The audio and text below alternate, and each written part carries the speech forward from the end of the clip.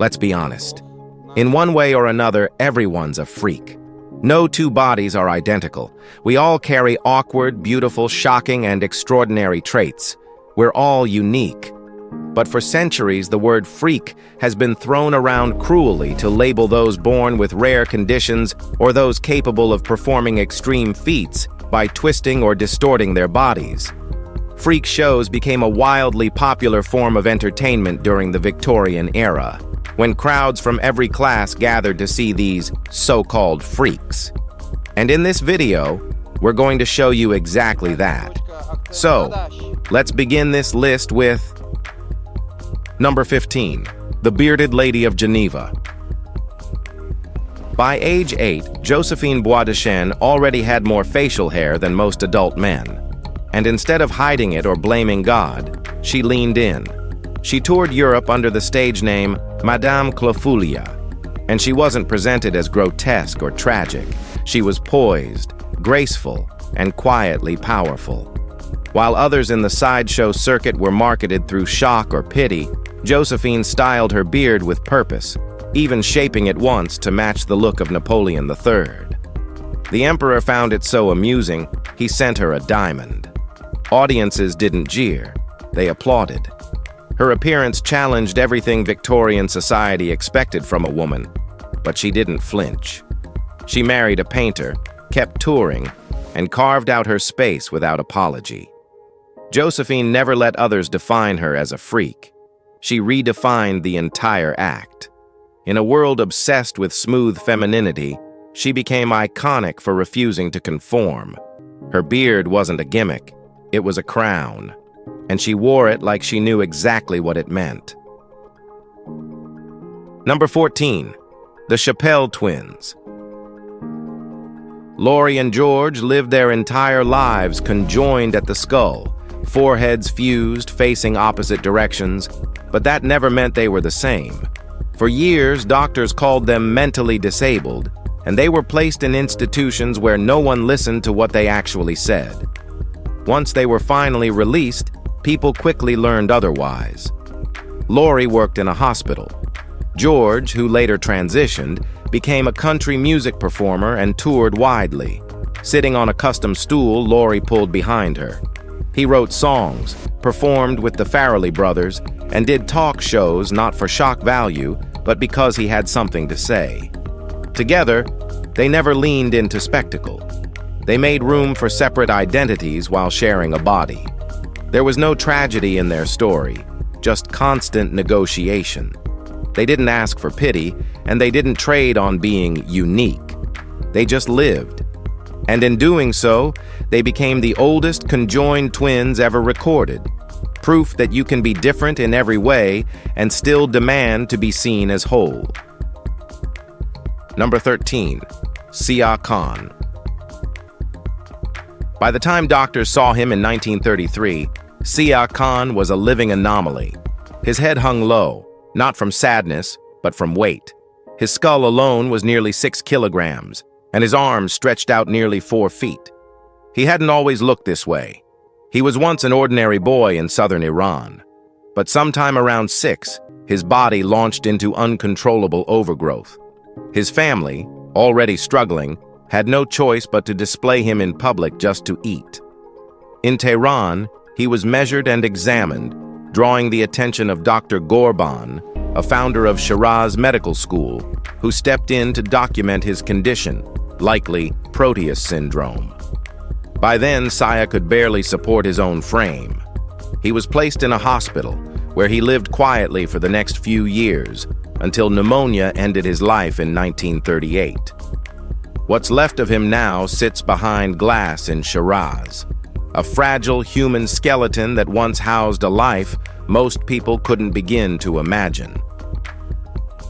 Number 12, the Irish Giant. Patrick Cotter O'Brien towered over everyone, not just in size, but in presence. This 8-foot-tall man became a sensation in 18th century Britain, billed as the Bristol Giant. The surname O'Brien wasn't his own. It was chosen to amplify the myth, linking him to Irish royalty. But behind the stage persona was a man who didn't want to end up pickled in a jar. He performed, made money, and once he'd earned enough, he walked away from the spotlight and settled in Bristol. When he died in 1806, he planned ahead. His body was encased in lead and buried under 12 feet of rock to keep grave robbers and medical collectors away. It worked, for a while. His coffin was accidentally unearthed a century later, and then again in 1972. His height confirmed, roughly 8 feet. His boots are still displayed in Kinsale, his arm reportedly held in London. Cotter knew what fame could do. In life and death, he stayed one step ahead of exploitation. Number 11. Florence Shufflebottom. Florence didn't grow up near danger. She grew up inside it. Her family's traveling circus ran through her bloodline like ink through a tattoo. By the time she could walk, she was already dodging blades as her father threw knives around her tiny silhouette. Soon after, she was kissing live snakes, placing their heads in her mouth for the finale. But Florence didn't stop at shock value. She picked up a rifle and started hitting moving targets like she'd been born for it. Her skills earned her the nickname the British Annie Oakley. Her career came to a halt after a performance mishap injured her mom. Florence never stepped into the spotlight again. Years later, she settled into a quieter life running a bingo hall in Selby with her husband, Robert Campbell. Before passing in 2014, she donated her family's circus archives to the University of Sheffield. Not many could do what she did. Fewer still did it that young, that sharp, and that brave. Number 10. The African Dodger. It wasn't a show. It was assault with a price tag. For nearly a century, American carnivals ran a so-called game called the African Dodger, where black men were paid to stick their heads through a hole while white attendees threw baseballs or rocks at them. It ran under other names, too, uglier ones, printed proudly on signage. It left performers bruised, concussed, and sometimes hospitalized. And still, the game spread. It showed up in schoolyards, church fundraisers, and even homes, sold as kits for fun. Dunk tanks eventually replaced it, but racism didn't leave. It just got wet. Variants popped up with names like Drop the Chocolate Drop, and the rules stayed the same. Hit the target, and someone suffers. All of it was framed as harmless fun, laughs at someone else's expense, all while pretending it didn't hurt. But it did. The African Dodger wasn't about showmanship. It was humiliation, violence, and cruelty. Number 9.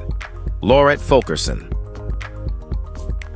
Laurette didn't need a stage persona. Her entire body was already a statement.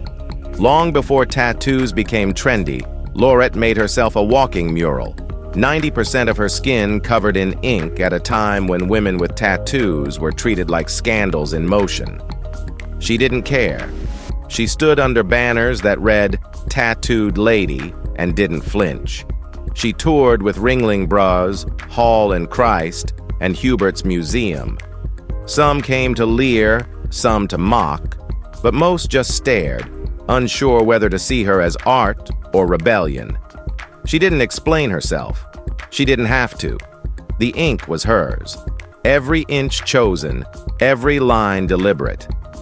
As the sideshow era began to fade and body art entered the mainstream, Laurette stayed quiet, unbothered, proud. They called her the last tattooed lady, and by the time she died in 2007 at 92, it wasn't just a title, it was a legacy. She didn't follow fads or chase acceptance. She wore herself completely and made no apologies. Number 8. Damu Dotree.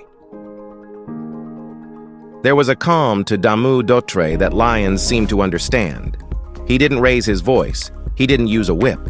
And yet, inside the cage, they listened. Damu started with acrobats in a local troupe in Pune, but the lion's den kept pulling at him. By 13, he was training tigers, quietly, methodically, earning the trust of animals that most men feared. Word of his skills spread far. He worked with French trainer Alfred Court in Paris, then joined Ringling Brothers in the US, dazzling crowds in jewel-toned trousers and a turban under the name Prince Damu. During World War II, he served in the US Army, where he lectured troops on animal behavior and performed for soldiers. Eventually, illness pulled him off the stage, and he returned to India, where he lived out his final years away from the spotlight. Damu wasn't a showman who tamed ferocious beasts. He was a man who understood them, and that made all the difference.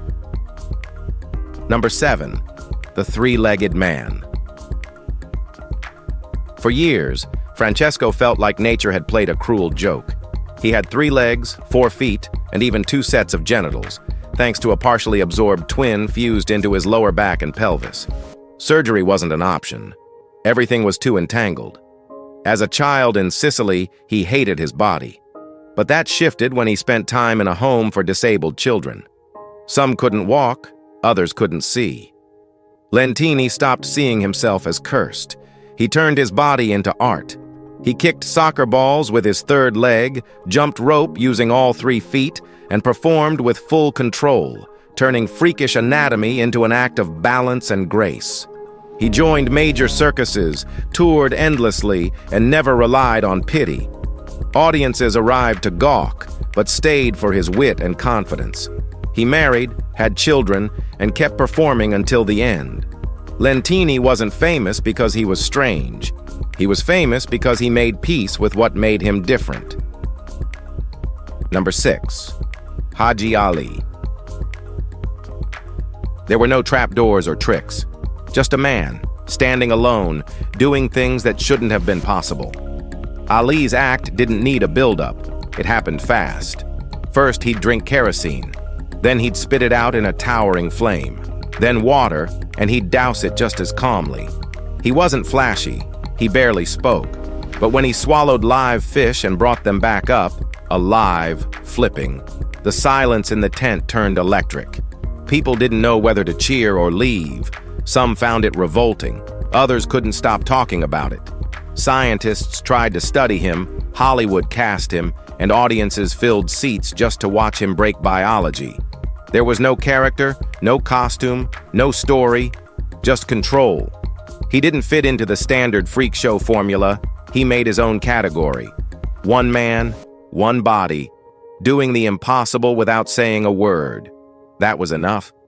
And in the long, strange history of sideshow acts, almost no one could follow him. Number 5, Moira Orfei. There wasn't a town in Italy where you couldn't spot her face. Red lips, giant turban, beauty mark like a signature. Moira Orfei wasn't just part of the circus. She was its most recognizable force. She'd been doing stunts since childhood, riding horses, flying on ropes, even training doves. But Moira wanted more than to be a performer. She wanted an empire.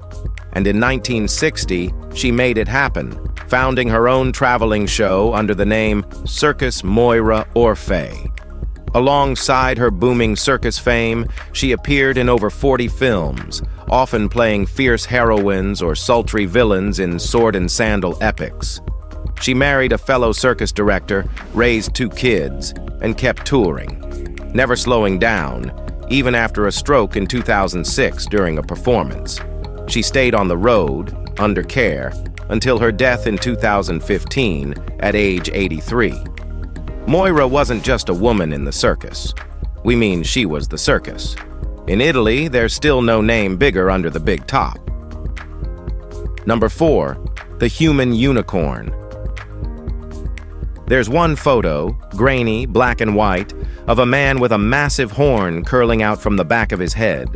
His name was Wang. A farmer from Manchukuo, Wang wasn't chasing fame, fortune, or spectacle. He was just living his life when a traveling banker spotted him in the 1930s and froze at the sight. That horn, reportedly 14 inches long, launched Wang into global headlines after the photo reached Robert Ripley. "Believe it or not," ran the story, and Ripley offered a cash reward to anyone who could bring Wang to his auditorium. But no one ever did. Wang never came forward. The photo remained the only proof. Some said it was hardened keratin, others called it a tumor, or perhaps a parasitic growth. We'll probably never know. He didn't perform, didn't explain, didn't try to monetize what made him different. He just vanished, leaving behind just one image and a mystery that still hasn't faded. The world stared. Wang walked away. Number 3. The Sacred Hairy Family of Burma. They were billed as wild, sacred, and mysterious, but none of that came from them. The Sacred Hairy Family of Burma were Burmese individuals with hypertrichosis, a rare condition that caused thick hair to grow across their entire bodies. The story began with Shi Maung in the late 1700s, a young boy presented to the king of Ava. Instead of being hidden or shamed, he was accepted, even celebrated. He married, and his daughter Mafun inherited the same traits. Their family grew, and with it, their pride. But when Burma's monarchy collapsed in 1885, everything they knew was destroyed. They escaped through the jungle and eventually reached England, where scientists met them with curiosity and respect. When they joined Barnum's show in 1888, they were polite, graceful, and composed, nothing like the animalistic posters used to sell their image. Then their trail faded. No final show or closing curtain, just disappearance. They were performers for a time, but never defined by it. Their story ended on their own terms. Number 2. The Great Omi. Before he became a walking canvas of stripes and metal, Horace Riddler wore a tailored military uniform and came from old British money. But after blowing through his inheritance, he decided the stage offered a new kind of freedom. He started small, some tattoos, a few embellishments, but it didn't stop there. He sat for over 150 hours under George Burchett's needle, covering his entire body in bold black stripes. Then came the piercings, filed teeth, stretched ears. Eventually, he emerged as the Great Omi. With his wife Omet by his side, he toured the world, telling outrageous stories of tribal rights and jungle capture. None of it true, but all of it irresistible. Audiences believed what they wanted. He wasn't just a man who transformed his body. He created a persona, a myth.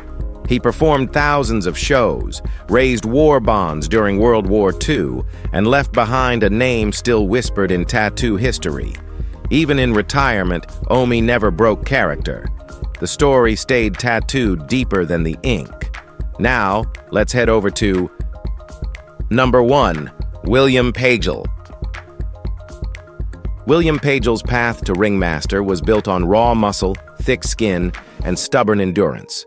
Born in Germany, he trained as a blacksmith by 17 and later traveled to Australia, where he survived on odd jobs and steamship work. There, he met Mary Dinsdale, a Yorkshire woman with grit to match his own. The two eventually married and launched Pagel's Circus, which grew into one of Southern Africa's most popular traveling shows. They toured the region by wagon, bringing elephants, lions, tigers, and a whole lot of risk to audiences in far-flung towns. Mary became known for her leopard acts, performing under tense conditions, especially during World War I, when William's German roots made them targets. At one point, he was even interned as an enemy alien. But the show went on. Pagel became a South African citizen and remained a local legend until his death in 1948. For rural families, Pagel's Circus wasn't just entertainment, it was a piece of magic rolling in on wagon wheels. If you've enjoyed this video, be sure to like it, share it, and subscribe. Thanks for joining us on this journey, and we'll see you very soon.